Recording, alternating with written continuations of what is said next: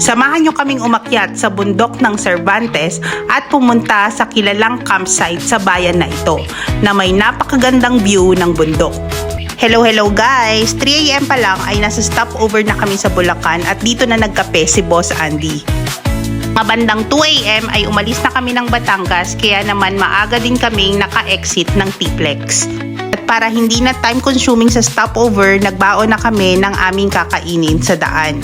Tatlo ang drop-off namin sa La Union kaya naman after lunch na kami nakarating ng Ilocos Sur. Sa Ilocos Sur naman, 2 ang aming drop-off. At ang last ay dito sa bayan ng Suyo. Mga past 2:30 PM na natapos yung aming last drop-off kaya naman dire-diretso na kaming umakyat papunta sa Cervantes. From Suyo, next town na yung Municipality of Cervantes.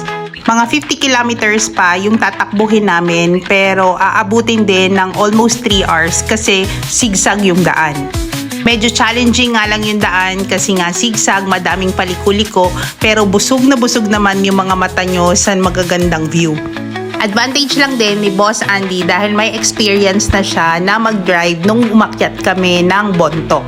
Doon sa mga first time na dadaan dito, I recommend na umaga na lang kayo bumiyahe para mas makita nyo yung daan. Mga around 4 PM ay dumating na kami sa summer capital of Ilocos Sur, Cervantes. At mga around 30 minutes pa na zigzag na daan bago pa kami dumating sa town proper. Mula sa bayan ay tatakbo pa kayo ng 10 kilometers bago kayo makarating sa barangay na Mekpekan. No worry sa mga maliliit at lowered na sasakyan dahil wala naman kayong dadaanan na rough road. Except pagdating nyo sa mismong Eco Park. Mga around 5 PM na nung dumating kami sa Olympus Eco Park. Pagdating namin, walang guest kundi kami. Kaya naman at first, undecided talaga kami kung magto 2 night stay kami dito. At dahil malapit ng dumilim, dali-dali na kami nag-set up ni Boss Andy. At medyo distracted siya nung time na yan kasi sa lahat naman ng bagay na pwedeng makalimutan, yung aming tent pa yung naiwan. Ayaw, di ma! At syempre, dahil pagod si Boss Andy mag-drive, hindi ko siya bubungangaan. Bukas na lang.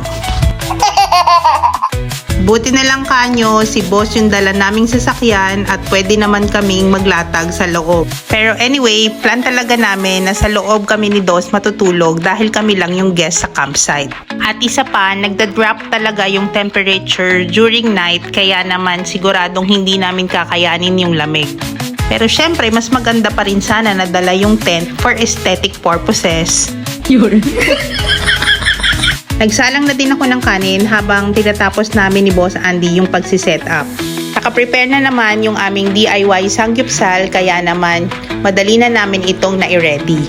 At talaga namang solve na solve ang aming gutom at pagod for today's video. Pang inaayos ko yung aming kinainan, si Boss Andy naman ay inaayos na niya yung aming tutulugan.